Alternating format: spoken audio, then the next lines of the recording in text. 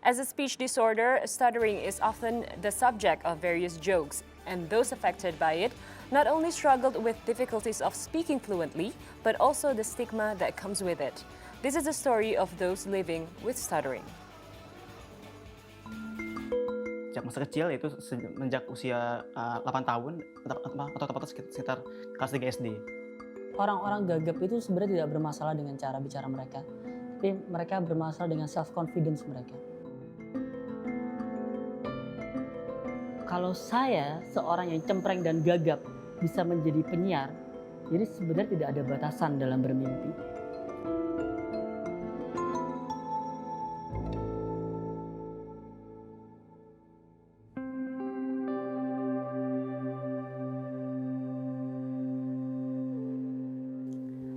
Nama saya Muhammad Dwiki Firmansyah. Saya selaku Ketua Indonesia Stuttering Community. Saya tinggal di Tangerang Selatan saat ini, dan saya sudah mengalami gangguan bicara sejak masa kecil, yaitu sejak usia 8 tahun atau tepatnya sekitar kelas 3 SD. Jadi saat kecil itu saya sudah saya kan dulu kidal, terus akhirnya saya juga disuruh untuk memakai tangan kanan memang agak dipaksa, dan akhirnya saya pas saat itu saya mulai pakai tangan kanan kan, dan itu tuh ini kan berdasarkan dari sumber yang sudah saya baca tuh kan, memang itu karena ada ketidaksinkronan di otak. His speech disorder often became an obstacle in communicating, making Dwiki feel inferior.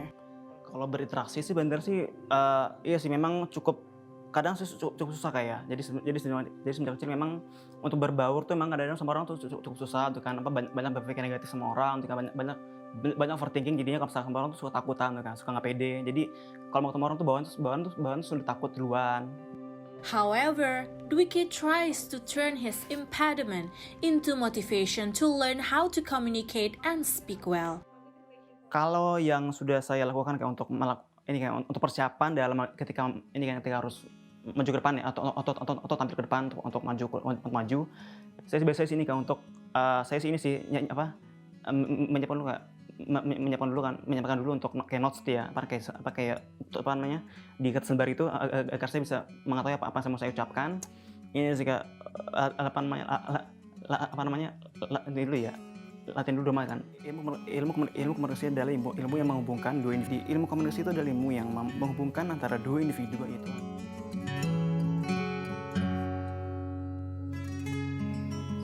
After graduating, Dwiki had the opportunity to work as a content creator. He believes that despite not having the ability to speak fluently, he can still work in other ways. Kak, memang saya dimulai untuk kerja ya, kayak untuk kerja magang itu di sebuah enterprise. Saya mengambil posisi untuk admin sosial media dan content creator. Saya bantu mereka untuk kerja di PT ITM, itu ya basisnya ada di Jakarta Selatan. Saya mengambil sebagai administrator. Kalau tugas itu saya ini sih Kak, membantu admin kan, untuk kayak misalkan untuk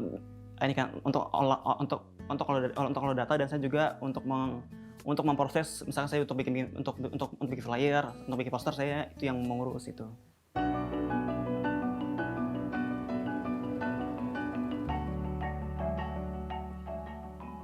Kayak di komunitas itu kan, jadi kan ada beberapa hal ya. Jadi itu tadi betul juga kan. Jadi kalau misalnya dalam aspek ekonomi, memang teman-teman tuh untuk ekonomi memang mereka ada sebagian besar yang memang yang cukup sulit sulit untuk bekerja Kak. Jadi ada yang dia lulusnya udah hampir setahun tapi dia belum dapat kerjaan ada. Dan ada juga yang bahkan dia untuk interview sampai 33 kali. Itu dari anggota kita dari Medan kemarin itu. Dan akhirnya dia bisa emang dia bekerja tuh kan. Dan dia memang bisa akhirnya bekerja, dan tadi pada akhirnya dia tahu tuh kan apa yang dia harus katakan ketika interview. Akhirnya dia sudah terbiasa gitu. Dwiki hopes that friends who have the same problem as him can move together. Kita sama kok dengan orang di luar sananya, dan sehingga kita bisa tuh untuk bergerak bersama, karena kamu nggak sendiri, kamu ada kita kok. Semoga kita bisa membantu pemerintah untuk menuju Indonesia inklusif. Kita percaya bahwasanya kita mempunyai masa depan yang cerah.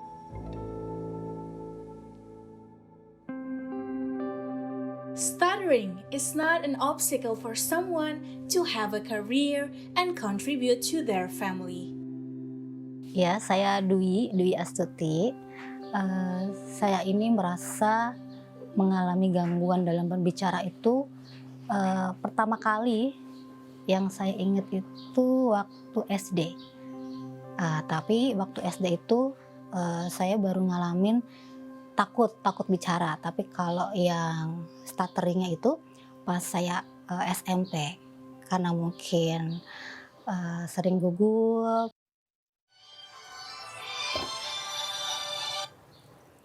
Halo, selamat siang. Jadi awalnya itu saya kerja di marketing ini, awalnya saya melamarnya jadi admin.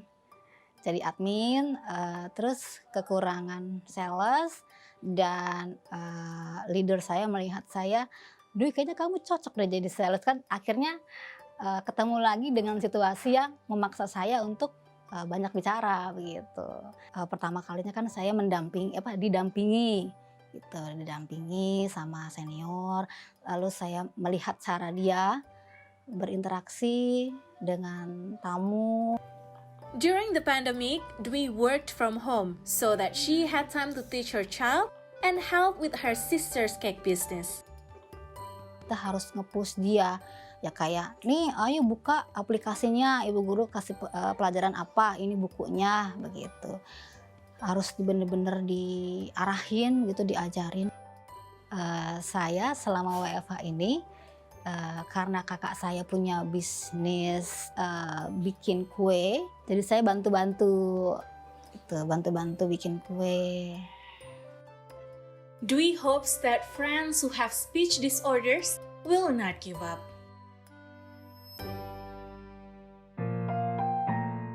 Stutterers also have the right to dream. Like Aswin, who despite his shortcomings is passionate about becoming an announcer. Nama saya Aswin Dafri, saya asalnya dari Surabaya dan saat ini saya adalah CFO dari Bariton Radio Cafe. Saat saya SMP saya punya cita-cita jadi penyiar. Saya bilang ke teman-teman saya pada waktu, lebih tepatnya oleh guru saya, tanya cita-cita kamu apa? Cita-cita saya jadi penyiar dan juga guru waktu itu, penyiar dan juga guru. Karena setiap saya berangkat sekolah, pulang sekolah itu saya selalu mendengarkan radio. Dan setiap saya bilang saya jadi penyiar, ya jadi bahan bulian lah. Di situ akhirnya ya saya bilang oke, berarti aku memang harus jadi penyiar. Aku harus menemukan cara bagaimana supaya keistimewaanku ini, yaitu gagap ini, bisa tertebus. Orang harus menerima aku, yaitu adalah aku harus menjadi seorang penyiar.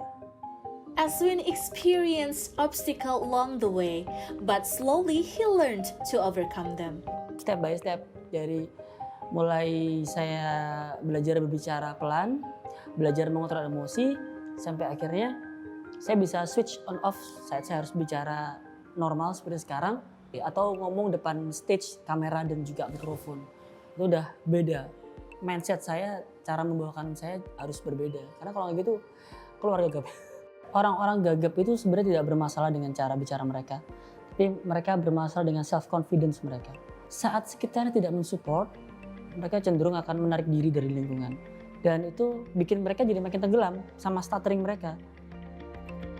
To Aswin, everyone has to fight for their dreams and need to stay confident in their abilities.